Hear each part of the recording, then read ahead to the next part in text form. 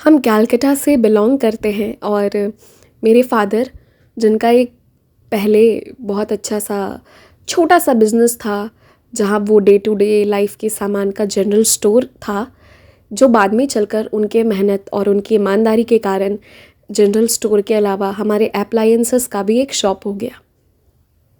मेरे पापा ने इसी शॉप को चलाकर, जहाँ लोग सोच भी नहीं सकते हैं, वहाँ पर उन्होंने ये 3 BHK का फ्लैट भी ले रखा था। हम छोटे थे तभी उन्होंने ले लिया था, क्योंकि लोग कहते हैं ना कि मार्केट में कंपटीशन बहुत है, ऐसा चल रहा है वैसा चल रहा है। बट मैंने अपने फादर में एक ही चीज़ हमेशा से देखी थी कि सच्चाई थे। और जब अगर कभी बिज़नेस कम भी हुआ तो उन्होंने बस बाबा से कह दिया कि बाबा ऐसा क्या है, आप देख लीजिए बाबा।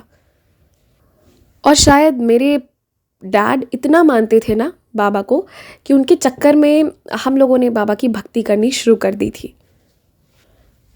हमारे डैड की सच्चाई के कारण और उनकी मेहनत के कारण आई वुड से लोग हारने लगते हैं, निराश हो जाते हैं, पर उन्होंने निरंतर कोशिश करी और उसी का अंजाम हुआ कि हम एक अच्छी लाइफ जी रहे थे। जो लाइफ बहुत सारे लोग कंपनी में जॉब करके भी नहीं जी पाते हैं, या फिर कुछ अच्छे अच्छे जॉब करके भी नहीं जी पाते हैं, हम एक अच्छी लाइफ जी रहे थे। और हमारे इस 3 BHK के फ्लैट को मेरे मम्मी पापा ने 4 BHK बना रखा था। नाना नानी का एक कमरा, दादा दादी का एक कमरा और एक कमरा हम चारों भाई बहनों का, मैं और मेरी बहन और फिर बाद में दोनों छोटे भाई। हमें एक कमरा दे रखा था और जो ड्राइंग रूम था हमारा, वहाँ मम्मी पापा सो लिया करते थे। घर हमारा छोटा सा था, 3 BHK, रहने वाले इतने सारे लोग 10 तो कभी 11 लोग भी हो जाया करते थे, क्योंकि जो मासी नानी के यहाँ रहती थी ना, काम करने वाली, वो कई बार हमारे साथ आकर ही यहाँ रह लिया करती थी। हमारा घर छोटा था, छोटा सा टेबल था जिसे हम डाइनिंग टेबल कहते थे, पर एक साथ शायद 4 लोग भी आराम से नहीं फिट हो पाते थे। इतने लोगों के घर में इतनी आज़ादी नहीं हो सकती थी कि हम और बड़ा टेबल या और सारे फर्नीचर्स रख पाए। मेरी मम्मी एक बहुत अच्छी गृहिणी होने के कारण और मेरे पापा बहुत ईमानदार होने के कारण घर बहुत अच्छे से चलाते आए। और सबसे बड़ी बात है कि हमारे नाना नानी और हमारे दादा दादी, वो भी हमारे साथ ही रहते थे। यूँ मान लीजिए कि साल के तकरीबन 9 से 10 महीने वो हमारे साथ ही रहा करते थे। इस तरह से परिवार को लेकर चलना और किसी से कोई उम्मीद नहीं रखना, आई थिंक कि मैं इतनी अच्छी नहीं बन सकती जितना कि मेरे पेरेंट्स हैं। घर पर हमेशा माहौल बहुत अच्छा रहा। हाँ, ये बात ज़रूर थी कि क्योंकि हम बहुत ही साधारण परिवार से बिलोंग करते थे, हमारी इकोनॉमिक स्टेटस बहुत हाई नहीं थी। और 10 लोगों के परिवार में इकलौता अगर कमाने वाला हो तो कैसे हो सकती थी। लेकिन साई की कैसी कृपा थी, आप ये सोचिए कि इसके बावजूद कैलकटा जैसे शहर में हमारा खुद का अपना घर है, वो भी एक नहीं, दो नहीं, 3 BHK। इसके अलावा मेरे पापा अपनी मेहनत के कारण उन्होंने जो बिज़नेस आगे बढ़ाया था, वो ज़िंदगी बहुत ऐशो आराम से जी सकते थे। वो चाहते तो बहुत से हेल्पिंग हैंड्स रख सकते थे, बहुत जगह पर वो पार्टी वगैरह कर सकते थे, मतलब बहुत सारे एक्सपेंसेस कर सकते थे, जैसे कि उनकी एनिवर्सरी पर भी। पर उन्होंने ये चीज़ नहीं किया था। तब मम्मी भी कह देती थी कि आखिर इतना कंजूस क्यों बन रहे हो, but I will never address my dad as कंजूस, क्योंकि उन्होंने हमें पूरा कैलकटा भी घुमाया। और ऐसा नहीं है, उन्होंने मम्मी को भी पूरा टाइम दिया। मम्मी पापा की एनिवर्सरी पर वो लोग साथ में किसी ना किसी जगह तो घूमने चले जाया करते थे। ये बात अलग है कि हम फ़्लाइट अफोर्ड नहीं कर सकते थे। पहली फ़्लाइट मैंने अपनी ही सैलरी से अफोर्ड करी थी, पर ट्रेन हो, बस हो, जहाँ भी हो, मेरे पापा ने सारे रिश्ते को भी टाइम दिया, हमें भी टाइम दिया। और शायद इसी का नतीजा था कि हम अच्छे से पढ़ रहे थे, मेरी पढ़ाई अच्छे से हो रही थी। और फिर मेरे पापा भी ये चाहते थे, और जो उनकी सपने थे वो मेरे सपने थे, कि मैं अच्छे से कहीं टीचिंग जॉब में लग जाऊं। यहाँ कैलकाटा में मैंने अपनी पढ़ाई और बीएड पूरे कर लेने के बाद पढ़ाना एक अच्छे स्कूल में शुरू कर दिया था। मेरे पेरेंट्स भी खुश थे, हालांकि मैं बहुत खुश नहीं थी क्योंकि इस प्राइवेट जॉब में मुझे वो सैलरी नहीं मिल रही थी जिसकी मैं इच्छा रखती थी। यही मैंने अपनी दोस्तों को देखा कि वो एक से एक इंटरनेशनल स्कूल्स में पढ़ा रहे हैं, तो मेरी भी इच्छा होती थी कि या तो मैं गवर्नमेंट जॉब करूं या फिर मैं उस तरह के कुछ बड़े वाले स्कूल्स में पढ़ाऊं। पर अभी तक ज़िंदगी जैसे चल रही थी, अच्छे से चल रही थी, हम सब इकट्ठे थे, साथ थे, सब कुछ सही था। लेकिन जैसे ही पापा की थोड़ी तबीयत बिगड़ने लगी और उन्हें ऐसा लगने लगा कि शायद अब वो पहले की तरह नौकरी नहीं कर पाएंगे, पहले की तरह इस व्यवसाय को नहीं देख पाएंगे, तो फिर मम्मी पापा मिलकर देखना शुरू कर दिए और अब उन्होंने कुछ हेल्पिंग हैंड्स भी रख लिए। और अब क्योंकि स्टाफ ज़्यादा बढ़ गए थे और मेरे पापा बस दिन में कुछ घंटे जाया करते, देख कर फिर आ जाते थे। क्योंकि मेरे पापा ने, मैंने आपको बताया था ना कि कंजूसी क्यों करते हो, उनके सामने ये सवाल आता था। तो कुछ ऐसे जगहों पर जहाँ वो पार्टी सेलिब्रेशन फंक्शन में पैसे खर्च कर सकते थे, उन्होंने सेविंग्स की थी और मेरे पापा चाहते तो अपनी सेविंग्स के बल पर ही रह जाते। अब इस बिज़नेस की उन्हें ज़रूरत नहीं थी। ऐसा नहीं है कि इसके बाद हम बहुत रिच हो गए थे, पर ऐसा है कि हाँ, उन्हें पूरी ज़िंदगी उतना पैसा तो मिल जाता जितना वो अब तक कमाते आए थे, अपनी इकोनॉमिक स्टेबिलिटी मेंटेन कर सकते थे। खैर, अब जब मेरे पापा इस तरह घर पर रहने लगे तो फिर मुझे ऐसा लगा कि अब क्योंकि पापा भी घर पर है, सबका मन भी लगा रहता है, तो शायद मैं थोड़ा बाहर यहाँ से निकल सकती हूँ और अब मैं अपने और अपने मम्मी पापा के सपने भी पूरे कर सकती हूँ।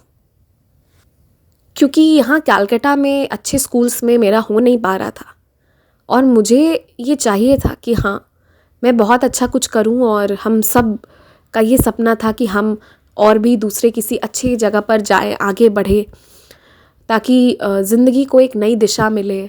आखिर कब तक बस हम इसी बिज़नेस के सहारे जिएंगे। क्योंकि मेरे पापा की तो एक अच्छाई थी ना कि उन्होंने सेविंग्स कर रखा था, लेकिन सच कहती हूँ, अगर भगवान ना करे, अगर कोई बीमारी ऐसी वैसी हो जाती ना, तो वो सब एक पल में निकल जाता। और हमने बिज़नेस में वो टेंशन देखा है जब कई कई महीने गिरावटें आई रहती हैं।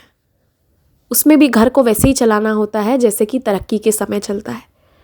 तो ये बिज़नेस वाली जॉब ना हम में से किसी को पसंद नहीं थी और मेरे पापा भी ये चाहते थे कि हम कोई अच्छी नौकरी करें, चाहे प्राइवेट करे चाहे गवर्नमेंट करे, पर किसी कंपनी में करे, किसी स्कूल में करे, ऐसे किसी जगह करे जहाँ हमें इस तरह की आफतों से गुजरना ना पड़े।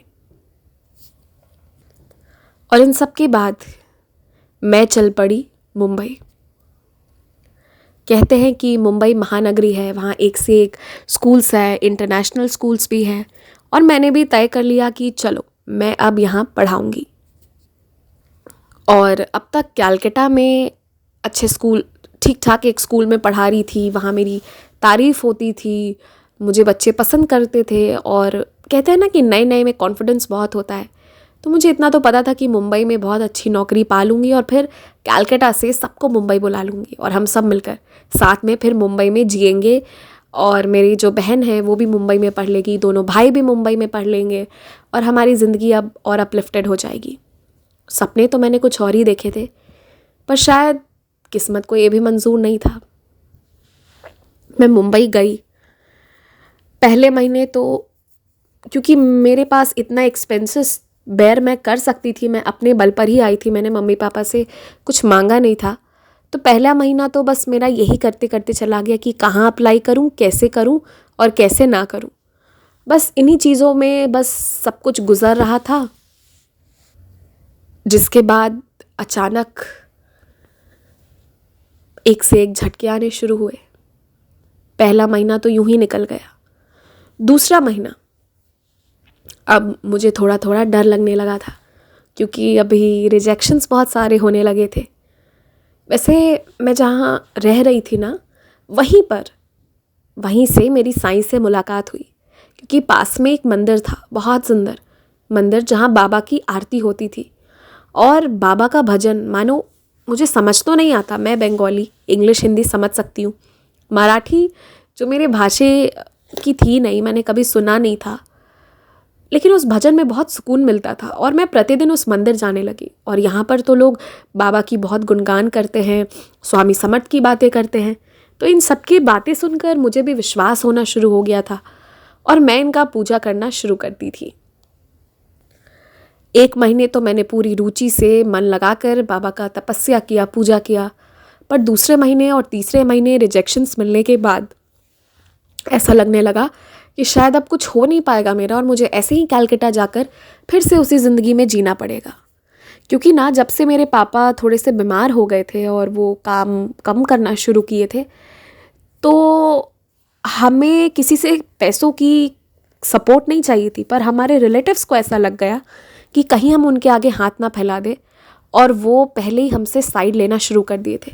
ऐसा बर्ताव देखकर ना मुझे कोलकाता जाकर वापस से उन्हें अपने पड़ोसी बनाना स्वीकार नहीं था, जिन लोगों ने आज तक मेरे डैड से हेल्प ली हो। जब ज़रूरत पड़ी तो मेरे पापा से मदद लिया, जब काम निकल गया तो आज पहचानना नहीं चाहते, जबकि हम उनसे सिर्फ मेंटल सपोर्ट चाहते थे, शायद अच्छे से बात कर लेना, बस इतना ही। खैर कोई बात नहीं। मुंबई में यूं ही जब 2-3 महीने गुजर गए, कुछ नहीं हो रहा था मेरा, तब मैंने एक दिन बाबा से कहा कि अगर तुम सच में सुनते हो, सच में आप लीलाएं करते हो, अगर आप सच में भगवान हो ना, तो मुझे इस शहर में नौकरी दिला दो, क्योंकि मैं भी अच्छे शहर में रहना चाहती हूँ और कोलकाता क्यों नहीं रहना चाहती, आपको पता है। आप मुझे यहाँ ज़िंदगी दिला दो, मैं यहाँ जीना चाहती हूँ अपने पूरे परिवार के साथ। आप यकीन मानिएगा, जब मैं ये सब कह रही थी ना आँख बंद करके, उसी वक्त मेरे हाथों पर किसी ने साई सच्चरित्र रखा, और वो भी Bengali, which was again shocking for me. वो जो लेडी थी, उन्होंने मेरे हाथ में साई सच्चरित्र रखी और कहा, तुम इसे पढ़ो, तुम्हारी सारी इच्छाएं पूरी होंगी। ये बोलते हुए हंसते हुए वो वहाँ से चली गई। फिर मैंने कभी उन्हें उस मंदिर में नहीं देखा। हैरानी की बात तो ये है कि उन्होंने बंगाली में ही दिया, इंग्लिश हिंदी कुछ भी दे सकती थी, मराठी भी दे सकती थी, बंगाली क्या सोचकर क्यों दिया। वो महाराष्ट्र की ही लग रही थी मुझे, उन्होंने जैसी साड़ी पहन रखी थी, मैंने कोलकाता में भी नहीं देखा था, हम जानते तक नहीं थे एक दूसरे को। लेकिन जब ये साई सच्चरित्र मिली ना, तो मैंने इसको पढ़ना शुरू कर दिया। पहला, दूसरा, तीसरा, चौथा, पांचवा, ऐसे करके मैंने जैसे चैप्टर्स पढ़ने शुरू कर दिए, उन्हीं दिनों की बात है जब मुझे मुंबई में मेरे ही किसी फ्लैटमेट ने, जो हमारे रूम में रहती थी, उसके एक दोस्त ने मुझे सजेस्ट किया कि तुम दिल्ली में ट्राई क्यों नहीं करती हो, क्योंकि उस वक्त कुछ ऐसा था कि हम दिल्ली के गवर्नमेंट स्कूल्स में अप्लाई कर सकते थे और मेरे पास क्वालिफ़िकेशंस थे। हाँ, कुछ एग्ज़ाम्स थे जो मुझे पढ़कर क्वालिफ़ाई करना ज़रूरी था। तो फिर इसके बाद मैं लग गई दिल्ली के स्कूल में ट्राई करने के लिए, और ऐसा हुआ कि आने वाले 2 से ढाई महीने के अंदर मेरा सब कुछ अच्छे से हो गया। आज मैं यहाँ अच्छे से सेटल होके पढ़ा रही हूँ। कहाँ मैंने मुंबई में जीने का सोचा था, कहाँ मैंने बाबा से मांगा था। मुंबई नहीं, पर दिल्ली सही, बहुत सुंदर एक दूसरा शहर मुझे मिल गया। मेरा डोमिसाइल दिल्ली का था भी नहीं, और यहाँ के गवर्नमेंट स्कूल में नौकरी मिलना मेरे लिए बहुत बड़ी बात थी। हमने हमेशा से सोचा था कि किसी अच्छे इंटरनेशनल या प्राइवेट स्कूल में पढ़ा लेंगे। गवर्नमेंट जॉब मिल पाने की मेरी शायद औकात भी नहीं थी, और इतने कम समय में इतना कुछ हासिल कर पाना। इस 6 से 7 महीने के दौरान बाबा ने मुझे काबिल बनाया। मुझे जहाँ मैं कम थी वहाँ पर मुझे पढ़वाया लिखाया, जहाँ मैं टूट रही थी वहाँ पर उन्होंने मुझे जोड़ कर रखा, मुझे एक नई उम्मीद दी। मुंबई में रहकर हालांकि मैं शिरडी कभी नहीं गई, पर दिल्ली से हर 2 महीने में शिरडी ज़रूर हो आती हूँ। तब मुझे नौकरी की बहुत ज़रूरत थी, और वो दिन था जब बाबा ने मेरी मदद करी, और आज मेरा पूरा परिवार यहाँ दिल्ली में है। बाबा की मेहर से यहाँ भी अब हमारा अपना घर होने वाला है। पापा ने कोलकाता वाले बिज़नेस को छोड़ दिया, और अब दिल्ली आकर हम पूरा परिवार मिलकर कुछ नया कर रहे हैं। बाबा ने मेरा रिश्ता भी करवा दिया है। बहुत जल्दी मेरी शादी भी होगी। जब मैं मुंबई निकली थी ना, तो भगवान भरोसे निकली थी। मुंबई से दिल्ली बाबा के भरोसे आई, और मेरा परिवार कोलकाता से दिल्ली मेरे भरोसे आया था। और आज देखिए, बाबा के भरोसे हम सब एक अच्छी ज़िंदगी जी रहे हैं। कहाँ वो बिज़नेस का टेंशन था, वहाँ से निकल कर कहाँ मुझे इतनी अच्छी जॉब मिल गई, जहाँ मैं अपने दम से कमा सकती हूँ और अपने पूरे परिवार को, हमें किसी से कोई भी टेंशन नहीं है। बाबा ने बहुत स्टेबिलिटी दी है लाइफ में। और इसके साथ मैं एक चीज़ और कहूँगी कि हर इंसान को कोशिश करना चाहिए, कोशिश एंड तक करते रहना चाहिए, क्योंकि बाबा हमारे साथ हमेशा है। और हमें ये कोशिश करना चाहिए कि हम जो चाहते हैं वो हम खुद हासिल करें, कभी किसी से मांगना ना पड़े।